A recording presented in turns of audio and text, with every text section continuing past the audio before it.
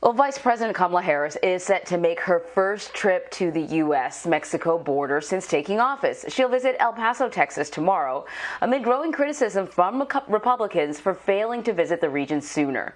Nancy Cordes is following the very latest from the White House. Nancy, what can we expect from the Vice President's trip?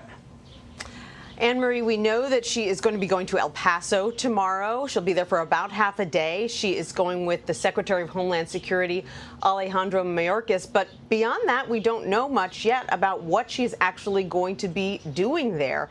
The White House did not provide those details yesterday. This trip is clearly still coming together. As you mentioned, Republicans have been hammering the vice president for not going to the border sooner. She did make a trip to Guatemala and Mexico earlier this month, and when she was there, she said she is focused on addressing the root causes of migration rather than making, quote, grand gestures like a photo op at the border. This announcement about her trip, though, comes just days before former President Trump is slated to visit the Texas border next week. The White House insisted to us that this timing is unrelated and that this is just the right time for her to go there. Meanwhile, the Biden administration, we've learned, is forcing out its Border Patrol chief, who was appointed by President Trump. Rodney Scott was at the helm of the agency for less than 2 years. He was a vocal supporter of Mr. Trump's immigration policies, including the border wall. And the Biden administration has already nominated its own Border Patrol chief. He is Tucson Police Chief Chris Magnus. In the meantime, until he is installed, the agency will be run by the Deputy Chief, Raul Ortiz. Anne-Marie.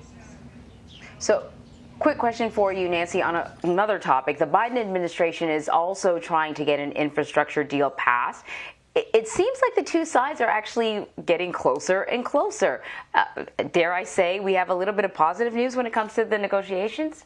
You dare say it, because we have been told that there has been progress. So you are completely within your rights to say it. In fact, the White House announced last night that their top aides who have been down on Capitol Hill meeting multiple times with this bipartisan group of senators that has its own proposal, that they made so much progress yesterday that the president is actually inviting those senators to the White House today to hammer out some of the small details. And one of the senators in that group told reporters yesterday that they are very close to a deal. So this is definitely significant, and we'll see what comes out of that meeting here at the White House today.